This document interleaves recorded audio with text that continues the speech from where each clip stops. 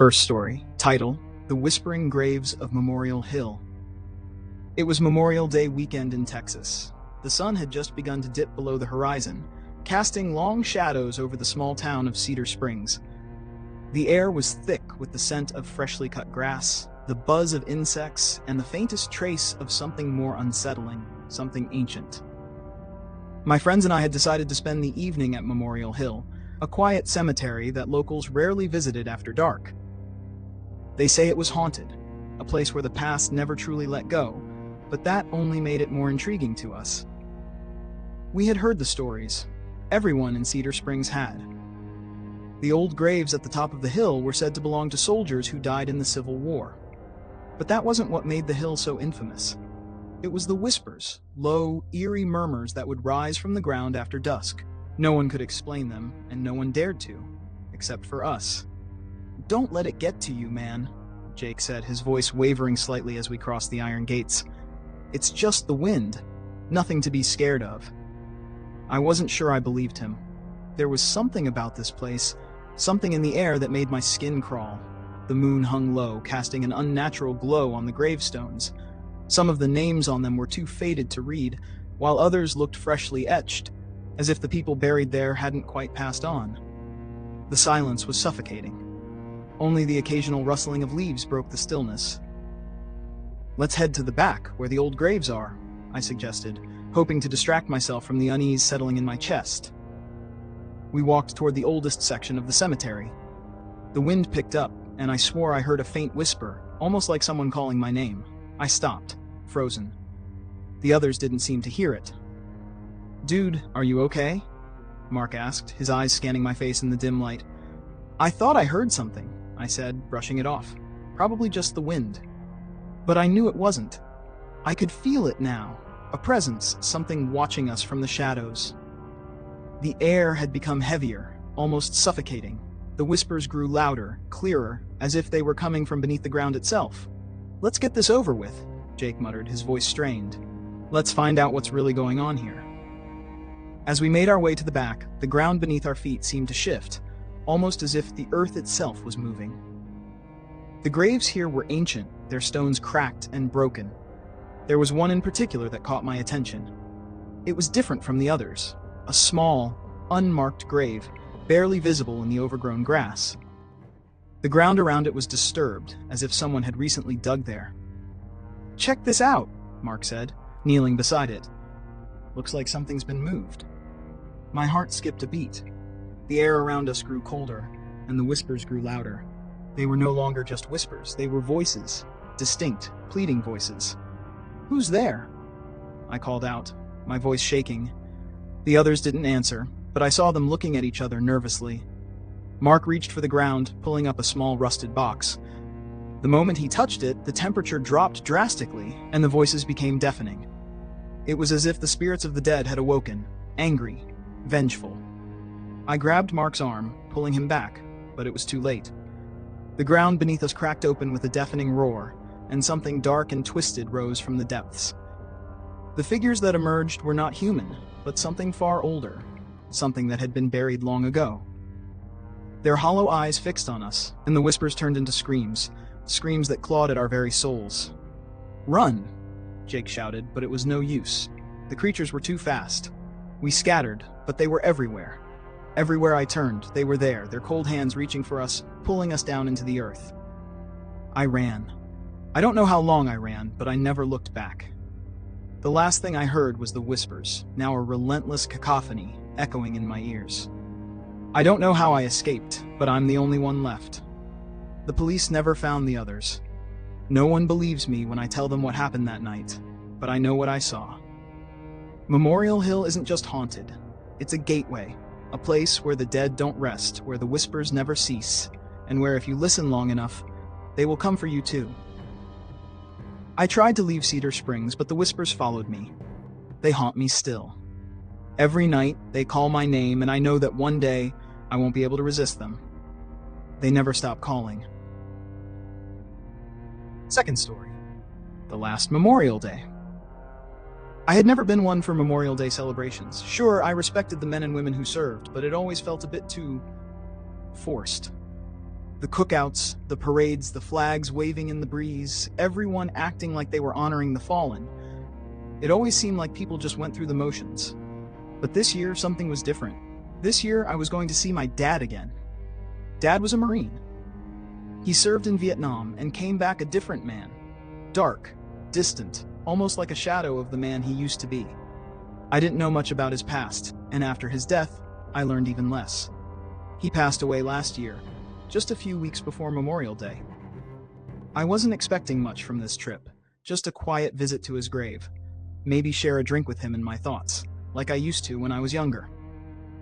I grew up in a small town in Washington, a place so quiet you could hear the wind through the trees, but with a history soaked in the blood of its past.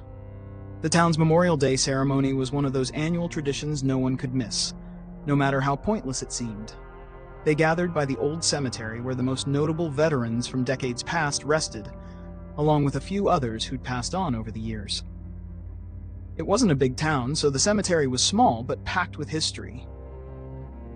Every year, my dad would take me to the same spot, by the same stone, where the names of soldiers who fought in every war were etched. I always thought he took me there to teach me about honor, but now, looking back, I wonder if there was something more to it. I arrived early that morning. The sun hadn't even fully risen, casting a pale, cold light over the landscape. The air was crisp, and the cemetery was eerily still. The usual crowd was nowhere to be seen, though I figured they would show up later. I walked along the familiar dirt paths, my boots crunching the gravel beneath me. My dad's grave was at the far end of the cemetery, near an old oak tree. The tree looked ancient, its branches twisted like the gnarled fingers of some forgotten creature. As I approached the grave, something caught my eye. There was a small, dark figure by the edge of the cemetery. At first, I thought it was just a shadow, but then I saw it move. A man, draped in a tattered military uniform, stood motionless. He looked wrong. His face was obscured, like a dark veil of shadows clung to it, and his body seemed to flicker, almost like a bad signal on a TV screen. My heart skipped a beat. This wasn't just some stray wanderer. I could feel it in the pit of my stomach. Something was off. I called out to him, but he didn't respond. I walked a little closer, but he still didn't move. There was something about him that felt suffocating, as if the air itself was heavier around him. I stopped in my tracks and suddenly felt the urge to turn around, but I forced myself to keep my eyes on him. "Hey," I shouted again, louder this time, but the man remained silent. His figure grew blurrier, flickering more intensely now, and my body froze. I wasn't sure if it was a hallucination, if I was still dreaming, or if I had wandered into something much worse. Just then, I heard the familiar, gravelly voice of my father, like he was standing right next to me. "Don't go near him." It was the same warning he used to give me when I was young, when I'd run off into the woods to explore the trails he had warned me to avoid. But this wasn't him. My father's voice shouldn't have been here. He was dead. I spun around in panic, but the man in the uniform was gone. The air had gone still again, too still. My breath caught in my throat as I stepped back towards my dad's grave. I couldn't shake the feeling that I was being watched, as if the shadows themselves were drawing closer. Suddenly, a hand gripped my shoulder. I spun around, heart pounding, but there was no one there, just the empty space around me. The cold touch of the hand, though, still lingered, like a faint electric pulse. It was as if the very ground beneath me had shifted. I looked back at my dad's gravestone, but something was wrong. The engraving had changed. The words weren't the same. They had morphed into something else, a jumble of names and dates that didn't belong to my father. Panic surged through me as I reached down to touch it, but the stone was ice cold, and my fingers sunk into it like soft clay. A wave of terror hit me all at once, and I yanked my hand back in shock. A low, whispering sound reached my ears, like someone was speaking directly into my mind. It wasn't my father's voice anymore. It was the voice of the man from before, the one in the uniform. "You should have listened," he hissed, the words like a curse. I stumbled backward, falling to the ground, my breath ragged. The gravestone cracked, splitting into two. The cemetery began to shake, the earth itself groaning as if it were alive. The shadows, once distant, now pressed in from every corner, swallowing everything in their path. I ran, heart pounding in my chest, toward the cemetery's gate. But the path had disappeared. The cemetery had expanded, stretching into an endless void. No matter how far I ran, I was always stuck in the same place, the same horrific loop of empty graves and twisted shadows. Then I heard a voice again, my father's voice. But this time, it was full of sorrow. I couldn't protect you. I looked over my shoulder and saw him standing there, his face twisted in an expression of regret. But his body wasn't solid, it was fading, like a ghost struggling to remain. "Dad," I whispered, but he didn't respond. He simply reached out, as if trying to pull me back into the darkness. The last thing I saw before the shadows swallowed me was the man in the uniform, now standing by my father's side. His face still obscured, but the faintest hint of a smile tugged at his lips. It was a smile of victory. And then, nothing. The silence was deafening. I woke up hours later, back at the cemetery's entrance. The sun was higher in the sky now, and the world seemed normal again. But as I looked at my watch, I noticed the date. It wasn't Memorial Day anymore. It was 2 days later. The cemetery was empty, except for one grave, my dad's grave. And the name carved into the stone, my name. Third story, the last Memorial Day.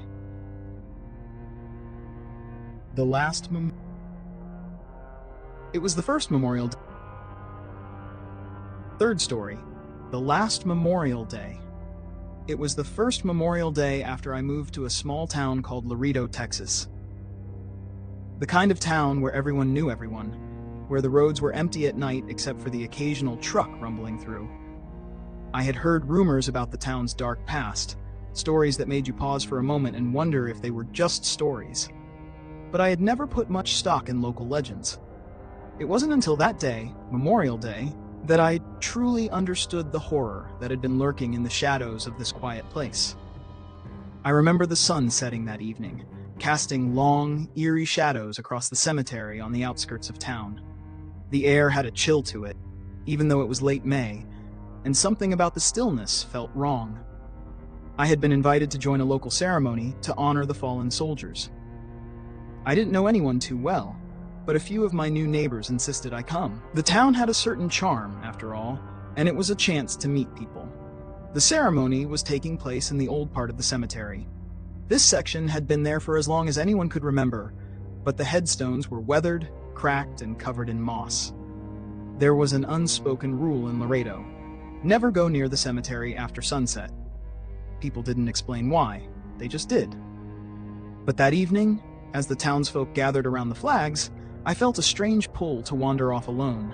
I told myself I was just being paranoid. The stories couldn't be true, right? But as I walked deeper into the graveyard, the air grew heavier. The voices from the ceremony faded, leaving me in eerie silence. It wasn't until I stumbled across an old, forgotten grave that I felt the unmistakable chill run down my spine. The headstone was cracked, almost completely sunken into the ground, with faded letters I couldn't make out.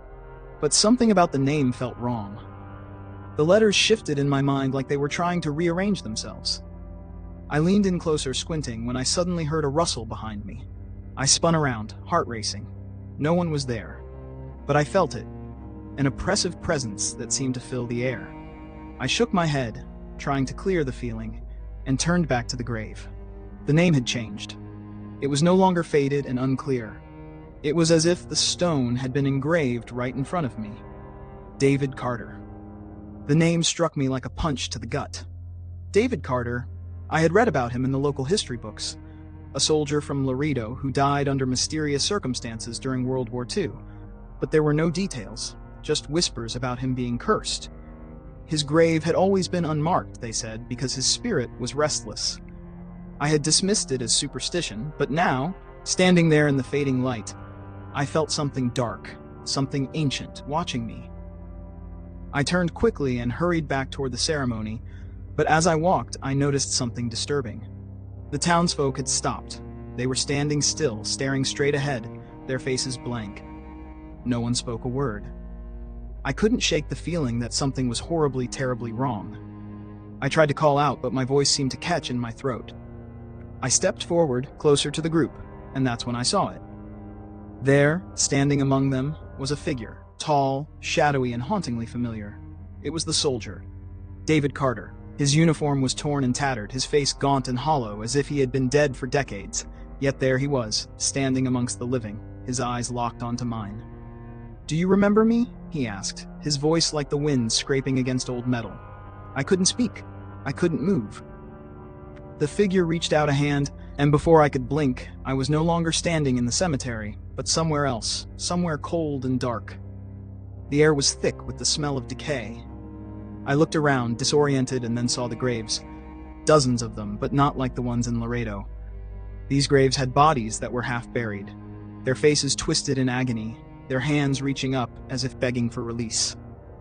David Carter stood beside me now, his smile wide and grotesque. "This is where we are," he whispered. "This is where they all go. All the soldiers, all the souls who didn't make it. They're still here, waiting for someone to remember them." I tried to step back, but my feet were frozen to the ground.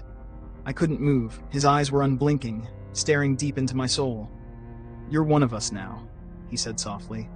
"You've crossed the line. There's no going back." The world around me began to warp, the sky darkening, the ground shaking. The dead rose from their graves, their faces twisted in agony, their eyes filled with rage. The ground cracked open, and from the depths of the earth, more souls climbed out, pulling themselves toward me. I screamed, but it was useless. The dead closed in, their cold, clammy hands reaching for me. I struggled, but I was dragged deeper into the earth, into a place where time didn't exist, where the dead were waiting for anyone foolish enough to remember them. And now, as I write this, I realize the truth. I was never meant to leave Laredo. I was never meant to forget. And now I am part of the darkness that haunts the town. So when you hear the stories, when you hear the whispers about Memorial Day in Laredo, know this: the dead are never truly gone. They're waiting for someone to remember them, and they never forget. Fourth story, Echoes of the Fallen. It was Memorial Day weekend, and the air in Washington was thick with the promise of summer. I had always enjoyed the calm of the holiday, barbecues with friends, the distant rumble of fireworks, the quiet reflection at the gravesides of those who had sacrificed so much for the country. But this year felt different. There was a heaviness in the air, something I couldn't quite put my finger on. My name is Sarah, and I had just moved back to Washington after several years away. I was staying at my parents' house, a quaint two-story home nestled on the outskirts of town. The place had always been peaceful, surrounded by the lush woods that seemed to stretch for miles. I was ready for a relaxing weekend. Maybe go to the local cemetery and pay my respects to those buried there. Then enjoy the evening with a glass of wine and the stars above. The day started normally enough, with me helping my mom prepare the barbecue. The scent of grilling meat mixed with the fresh air, and we laughed as we set up the backyard. But something about the day felt off. I couldn't shake the feeling that I was being watched. Every time I looked out over the yard, I thought I saw movement in the trees, like shadows darting between the trunks. But when I turned to look, there was nothing. Around sunset, I decided to go for a walk, hoping it would clear my mind. I didn't usually walk through the cemetery alone, especially at night, but for some reason I felt drawn there. The old cemetery just outside town had been around for over 100 years. It was where my great-grandfather was buried, along with countless others who had served in various wars. Most people went there only on Memorial Day, but something inside me pushed me to go tonight. The path leading to the cemetery was lined with tall, thick trees. The air grew cooler as the sun dipped below the horizon, and the first stars began to appear. When I reached the gates, I hesitated for a moment, unsure of why I felt so unsettled. I pushed the old wrought iron gates open and stepped inside. The cemetery was eerily silent. The gravestones were old, some weathered and crumbling, others barely legible with time. I wandered between the rows of graves, reading the names of soldiers who had died in wars long past. There was a sense of reverence here, a peace, but it was also haunted by an unspoken sadness. As I made my way deeper into the cemetery, I came across a grave that I didn't recognize. It was near the back of the cemetery, surrounded by a cluster of trees. The headstone was made of dark stone, and it was engraved with a name that sent a chill down my spine. Captain Elijah T. Warren, U.S. Army, killed in action 1863. It was strange. There was no record of a Captain Warren in the town's history, nor had I ever heard of him. Curiosity gnawed at me, and I knelt beside the grave, tracing the letters with my fingers. The moment my hand touched the stone, I felt a sharp jolt of cold shoot through me. I pulled my hand back, startled. The air around me seemed to thicken, and for a split second I heard something. A whisper, barely audible. I looked around, but no one was there. I stood up quickly, my heart pounding. But then, as I took a step back, I noticed something strange. A faint, flickering light in the distance, deep within the trees. It was a soft golden glow, almost like a lantern. I couldn't resist the urge to follow it. The closer I got, the more the air grew heavy, as if the world around me was closing in. The light led me further into the woods, away from the main cemetery path. I couldn't explain it, but I felt a sense of dread creeping up my spine. Still, I pressed on, drawn by the mysterious glow. Eventually, I arrived at a clearing. The light was gone, but standing in the center of the clearing was a figure. It was a man, dressed in what looked like a Civil War-era uniform. His face was obscured by a dark, tattered hat, but I could see his hands covered in blood, clutching a rifle. His presence was chilling, the very air around him vibrating with a sense of violence and death. I froze, unable to move. The man didn't say anything, but his eyes, when I finally made out his face, were empty, hollow, like he had seen too much war to ever come back. The ground around him was stained with dark patches, as if the earth itself had absorbed the blood of the fallen. Suddenly, I heard a voice, low and gravelly, coming from behind me. "He's here for you." I spun around, but there was no one there. The voice came again, closer this time, almost a whisper in my ear. "He's here for you." The figure in front of me began to move, slowly, dragging his rifle across the ground. As he took a step closer, I felt a coldness in my chest, as if something was stealing the warmth from my body. My vision blurred, and I stumbled backward. I ran as fast as I could, but the woods seemed to stretch endlessly. The trees closed in on me, their branches reaching out like skeletal hands. I heard footsteps behind me, but every time I looked, there was nothing there. Finally, I burst out of the woods and back into the cemetery. But it was different now. The gravestones had changed. They weren't the old, weathered stones I had seen earlier. These were fresh, new graves, and they were all engraved with the same name, Captain Elijah T. Warren. I turned to run, but the ground beneath me gave way. I fell, and everything went black.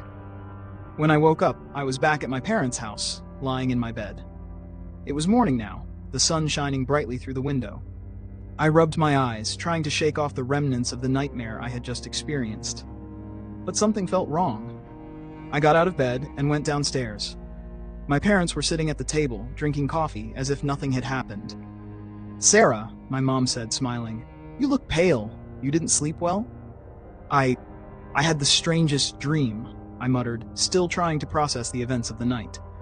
But as I sat down at the table, something caught my eye. A small, old-fashioned pocket watch sitting on the counter. The watch was engraved with the initials ETW. I picked it up, my hands trembling, and the room grew colder. Suddenly I realized the truth. The captain wasn't just a part of my dream. He had followed me home, and he wasn't going to let me go. Not ever. Fifth story, The Shadows of Memorial Day. I didn't believe in ghosts. I didn't think much of the paranormal at all. But Memorial Day weekend in Washington, USA, changed that for me. The night air had a chill that felt too deep for late May, and the streets were quieter than usual.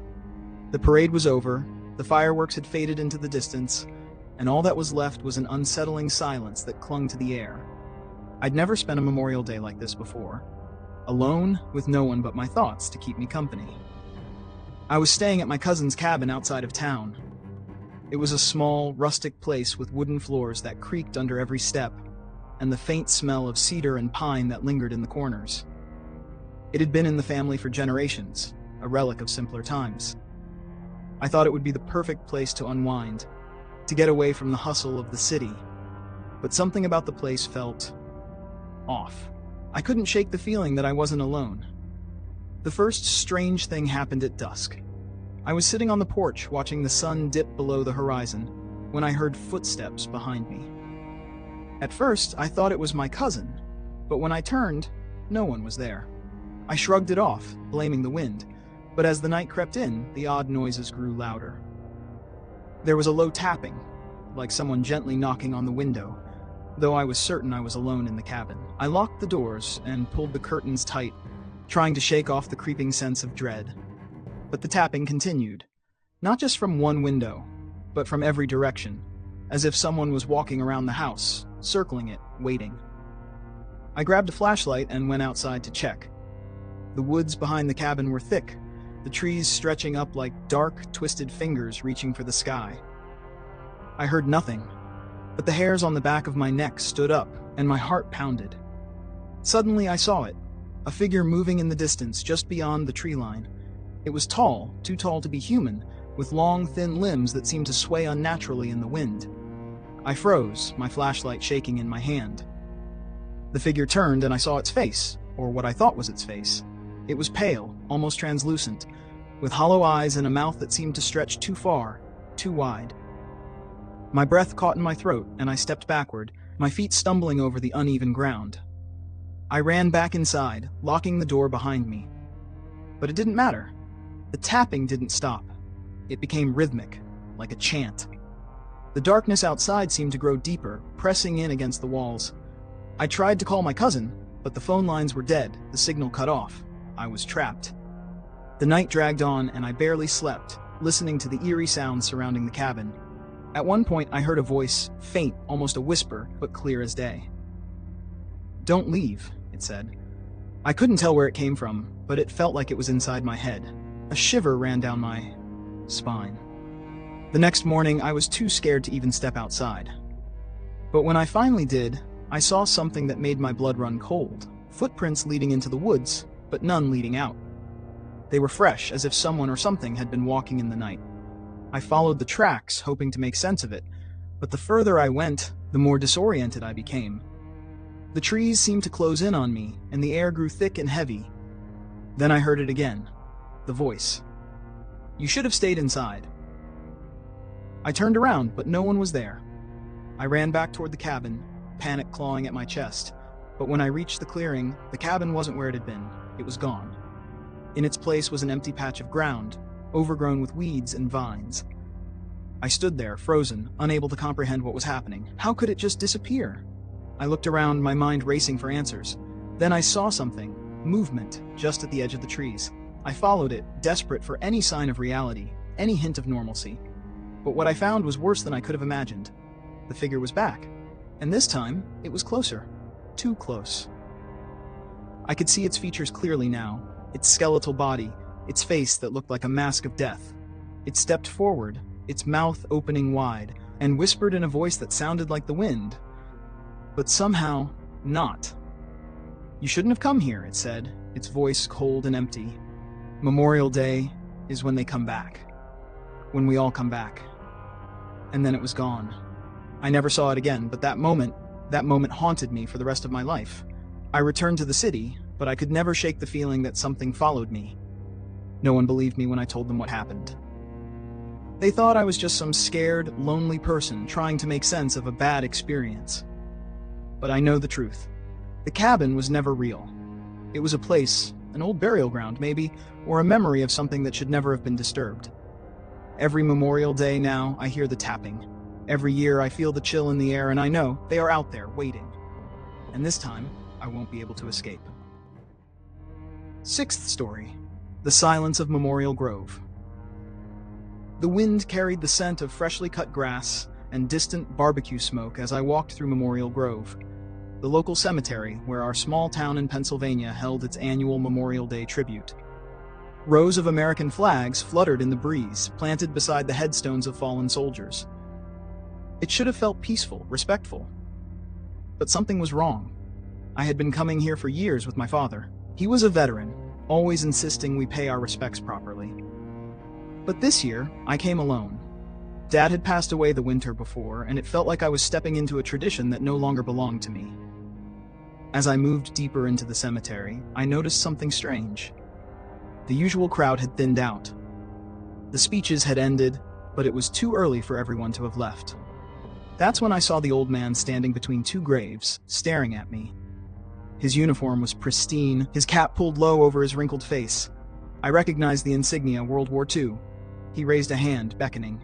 I hesitated but stepped forward. "You can see me, can't you?" His voice was dry, like leaves crumbling in autumn. I opened my mouth to respond, but my throat tightened. He sighed. "They never listen. But you're different." I felt a chill roll over me. The air grew thick, heavy. I glanced around. The cemetery was empty now, not just quiet, deserted. Even the distant sound of the parade had vanished. "Who are you?" I forced out. The old man smiled, and for the briefest second I saw his face shift. His skin grayed, eyes sinking into darkness. Then he was normal again. "You need to leave," he whispered. "Now." The flags around us stopped moving. The trees stilled. The world felt frozen. Then I heard it, the dragging of feet. I turned and saw them. Soldiers, dozens of them, emerging from behind the gravestones. Their uniforms were torn, their bodies twisted unnaturally. Some were missing limbs, others had gaping wounds that should have been fatal. But they moved, and they were looking at me. "Run," the old man said. I didn't need to be told twice. I spun on my heel and sprinted toward the gate. But the cemetery had changed. The rows of graves stretched endlessly in every direction, the entrance nowhere in sight. The soldiers were closer now, their eyes hollow, faces contorted in agony. "This is their day." The old man's voice echoed behind me. "They want to be remembered, and if no one does..." Hands grabbed at me, cold, strong, pulling me down. I gasped, struggling, but my body felt like it was sinking into the earth itself. Dirt filled my mouth, my nostrils. The world dimmed. The last thing I saw was the old man, standing over me, saluting. Then, silence. Seventh story. The Unfinished Parade. I grew up in Fairview, a quiet town in Pennsylvania where Memorial Day was more than just a holiday, it was tradition. Every year, the entire town gathered for the parade. Veterans marched proudly down Main Street, children waved flags, and families lined the sidewalks, their faces glowing with patriotic pride. This year was no different, or so I thought.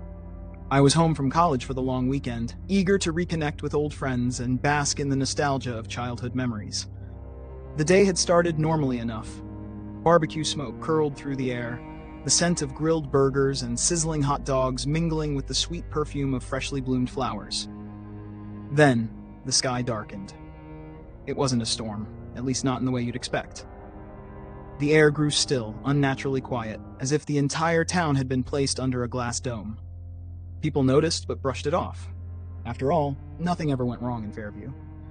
The parade began at precisely 11 o'clock, led by the town's mayor and a small group of veterans, their polished medals glinting under the muted sun. The high school marching band followed, their music crisp and rehearsed. Families clapped. Children cheered. Then I saw them. At first, I thought it was part of the parade, reenactors perhaps. But as they marched in perfect unison, their faces blank, I felt my stomach tighten. They wore old, tattered uniforms, the kind you'd expect to see in a war museum. Their skin was grayish, eyes hollow and lifeless. No one else seemed to notice. I turned to my father, gripping his arm. "Do you see them?" "See what?" he asked, eyes following the parade, oblivious. I pointed. "The soldiers, the ones in the old uniforms." He frowned, then laughed. "You've been watching too many horror movies, kid." But I wasn't imagining it. As they marched, I realized something chilling. There was no sound. Their boots didn't scrape the pavement. Their movements didn't disturb the air. They weren't real. Or maybe they were something worse. I watched in horror as the last of the group passed. One of them turned his head, slowly, unnaturally, and met my gaze.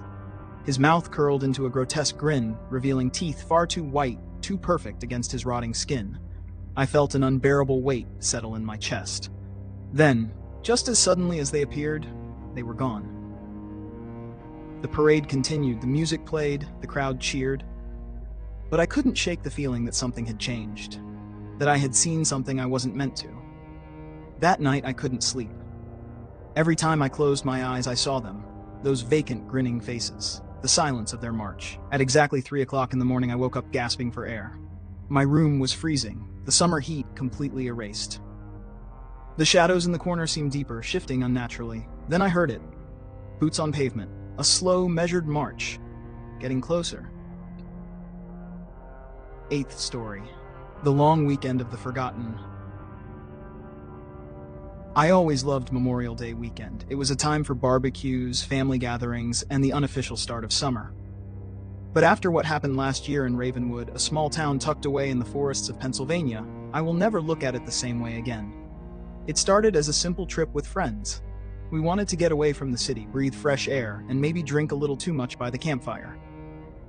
The cabin belonged to Josh's uncle, a rundown but cozy place near Ravenwood Lake. We packed our coolers, grabbed our tents, and set off, expecting nothing more than a long weekend of fun. The first night was perfect. We grilled burgers, told dumb stories, and made fun of each other like we always did. The only strange thing was the locals. When we stopped in town for supplies, they kept giving us odd looks. One old man at the gas station even muttered something about them not liking visitors this time of year. I laughed it off. Small-town superstition, I thought. I should have listened. By the second night, things started feeling off. It wasn't anything obvious at first, just small things. The woods felt too quiet, the wind too still. Even the air had a strange weight to it, like we were being watched. Then came the grave. Tyler found it first. He had wandered off to take a leak and came back pale as a ghost. "Dude, there's a headstone out there," he said. We followed him into the trees, flashlights cutting through the darkness. And sure enough, there it was. An old, weathered tombstone, half sunken into the earth. The name was barely readable. Eleanor Grace, died May 28, 1952. "That's Memorial Day," Josh whispered. We laughed it off, called it a weird coincidence, but deep down I felt uneasy. It wasn't just the grave, it was the feeling that we weren't alone. That night, the knocking started. Soft at first. A faint tap, tap, tap against the cabin walls. Then, more insistent. Louder. Closer. Josh grabbed a bat. Tyler, a hunting knife. We flung the door open, expecting a prank, maybe some local kids messing with us. Nothing, just the dark woods and the rustling trees. We locked the doors, laughed it off, but none of us slept that night. The next morning, we found the footprints. They circled the cabin, barefoot, too small to be a man's, too deep to be a child's. "Okay, screw this," Tyler said. "We're leaving." But the car wouldn't start. The engine was fine, the gas tank full. It was as if someone didn't want us to leave. That night, the knocking returned. This time it was everywhere, the walls, the roof, the windows. Then the whispering began. It started as a low murmur like voices carried on the wind. Then words. "Leave. Leave." I wanted to. God, I wanted to, but there was nowhere to go. Then around midnight, we saw her. She stood at the tree line, a woman in a tattered white dress. Her face, oh God, her face was wrong. Too pale. Hollow eyes, sunken deep into black pits. Her mouth moved, but the words weren't hers. "They forgot me. They forgot me. They forgot me." Josh screamed. Tyler ran. I froze. Then she moved. Not walked, moved. 1 second she was at the tree line. The next, she was inside the cabin. Tyler didn't make it. Josh and I ran, crashing through the woods, the whispers chasing us. I don't know how long we ran, only that when we reached the highway, the sun was already rising. A truck driver found us, took us to the police. They never found Tyler. Never found the cabin, either. Just an old, forgotten grave deep in the woods. And a name. Eleanor Grace. Died May 28, 1952. And every Memorial Day, she waits to be remembered. Dear viewers, before we begin the next horror story, I want to say, if you wish, you can support this YouTube channel financially through the details on the screen or in the description below the video. Thank you for your attention. Ninth story, The Silence of Memorial Day. It was the first time in years that I had decided to attend the Memorial Day parade in Seaview, a small coastal town in Washington. The air felt different this year, heavier, as though it carried a sense of unease. The streets, usually bustling with life during the holiday, were strangely quiet. Not that anyone would think much of it, but as I stood at the edge of Main Street, I couldn't shake the feeling that something was wrong. The sun hung low in the sky, casting an orange glow over the town. I stood among the crowd, watching the veterans and local officials parade by, waving small flags as they passed. The sound of marching bands, clapping, and cheers filled the air, but I felt an overwhelming silence in the pit of my stomach. That gnawing sensation that someone was missing. I hadn't seen Sarah yet. She'd promised me she'd come, but she never showed. My girlfriend of 2 years, Someone I had spent countless nights with, sharing stories and dreams about the future, hadn't even bothered to call. That's when I noticed the man. He stood at the far end of the street, completely out of place.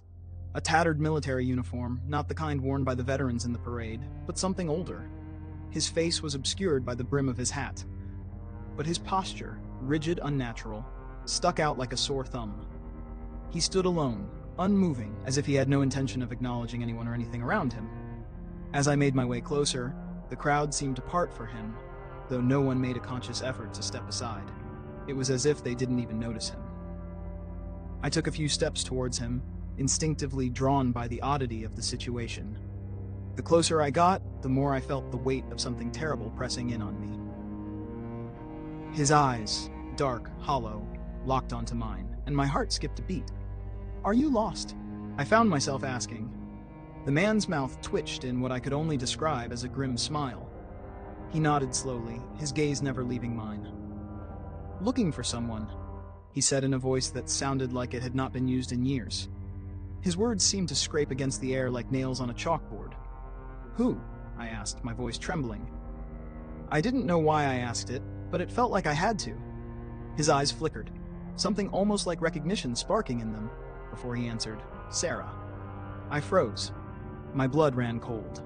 How did he know her name? Without waiting for a response, the man turned, slowly walking away as if he were leading me somewhere.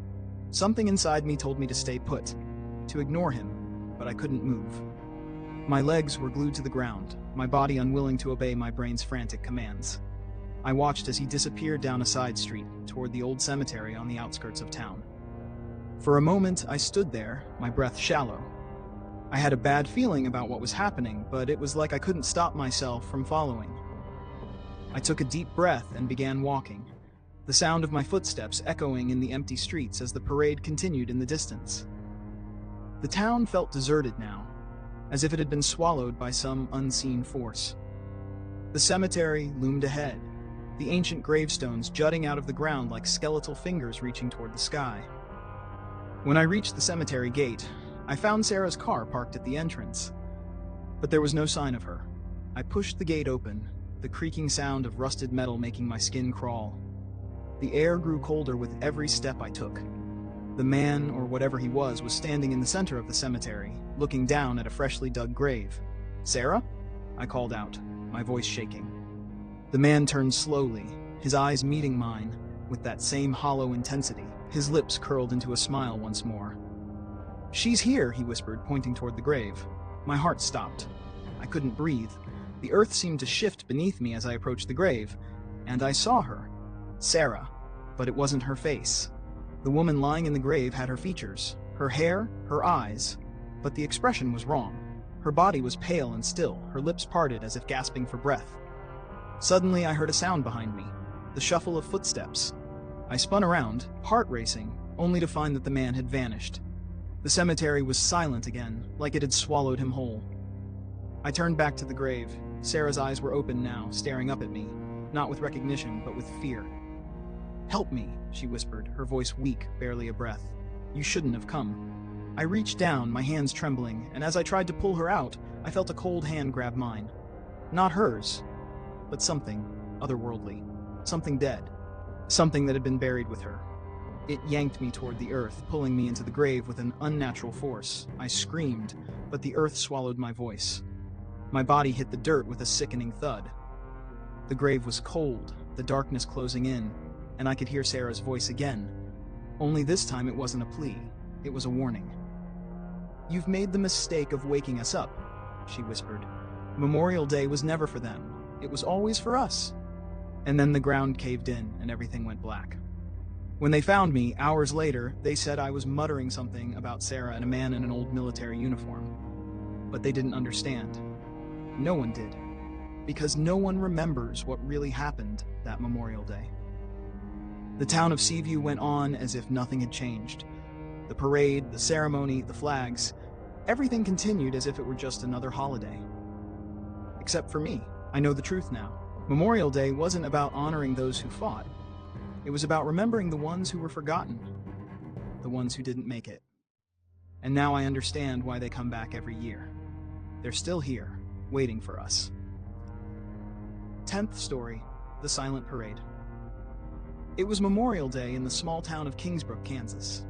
The air had a weight to it, the kind that drags behind you, pulling at your every step. The kind that makes the heat of the sun feel more oppressive than it should. I had spent most of the morning setting up for the town parade. People were excited. Veterans and families filled the streets. Flags hung from every storefront. It was supposed to be a day of remembrance, honoring the fallen. But there was something about that particular year that made my skin crawl. I grew up in Kingsbrook, but there was something eerie about the way the streets were empty even as the parade was set to begin.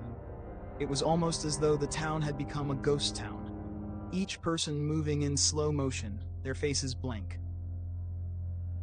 My father, a former Marine, was the Grand Marshal this year, and I was supposed to help him get to his float, but I couldn't shake the feeling that something was off. As I stood by the parade route, the sound of marching feet echoed from the distance. But they didn't sound like regular footsteps. The rhythm was too mechanical, like a clock ticking down to some final, inevitable moment. I looked down the street, expecting to see the usual veterans and families, but instead, there was a line of men marching in formation. They wore old uniforms, tattered and faded, their faces obscured by shadows. The parade started without a word from the announcer. The crowd didn't cheer, they didn't clap. They stood, silent and still, as the soldiers marched by. It was strange, unsettling, the kind of quiet that gnaws at the edges of your sanity. I glanced at my father, who was standing beside me. His face was pale, his eyes wide, filled with fear. I followed his gaze, and I saw it too. At the end of the procession, there was a figure. Tall, too tall, with a coat of darkened military green. The figure was holding a flag. But the flag was different, its fabric torn as though it had been dragged through something sinister. The flag was not the symbol of pride and honor it should have been. It was stained with something that looked too much like blood. As the figure got closer, I felt my stomach twist. I knew that face. The man who had been standing at the front of the procession, I knew him. He was my uncle, Robert. But he had died in the war, decades ago. My heart skipped a beat. I wanted to scream, to call out, but my mouth wouldn't open. My father stepped back, his face now a mask of terror. He whispered, barely audible, "They're back. They're all back." The crowd stood as if in a trance, unmoving. The figures in the parade marched by, each of them soldiers from different wars, from different times. Each of them dead, each of them lost. Their eyes locked onto mine as they passed. I wanted to turn and run, but my body wouldn't obey. I felt like I was rooted to the spot, bound by some invisible force. The sound of marching feet continued, echoing in my head long after the last soldier had passed. And then it was silent. The parade was over. The streets were empty again. I looked at my father, but he was gone. I turned in a panic, searching for him, but there was no one around. I ran through the streets. The town seemed to stretch on forever, yet it had never felt more claustrophobic. I passed the houses, the storefronts, but everything looked wrong, like a picture that had been distorted by time and decay. I finally stumbled into the cemetery on the edge of town. The graves were overgrown, some of them cracked open, as though they had been disturbed. And there, in the center of the cemetery, was the figure. My uncle, Robert. He stood by a gravestone, his face now clear in the moonlight. His eyes were hollow, black pits that seemed to pull at me. "You shouldn't have come," he said, his voice echoing around me like the wind itself. "They'll never leave." I turned to run, but the ground beneath my feet seemed to shift. The earth was moving, opening, swallowing the path behind me. The sound of marching feet began again, louder this time, more deafening. The figures were everywhere, surrounding me, their faces twisted with sorrow and rage. I felt a cold hand on my shoulders, and I turned to see my father, his eyes vacant, his body cold and stiff. "They've come for you now," he whispered, his voice hollow. And then everything went black. I woke up in my bed, drenched in sweat. The room was silent, the sunlight creeping through the curtains. I tried to sit up, but my body felt like lead. I looked around, but nothing seemed out of place. The familiar smell of my childhood home, the ticking of the clock on the wall, it was just a dream. Or so I thought. I looked down at my hands. The skin was cracked, pale. I reached up to my face and felt something cold, something metallic, pressed against my skin. I pulled it away, a dog tag. my uncle's dog tag, the one he had worn in the war, and on the back there were words etched in the metal. Never forget. We are always here.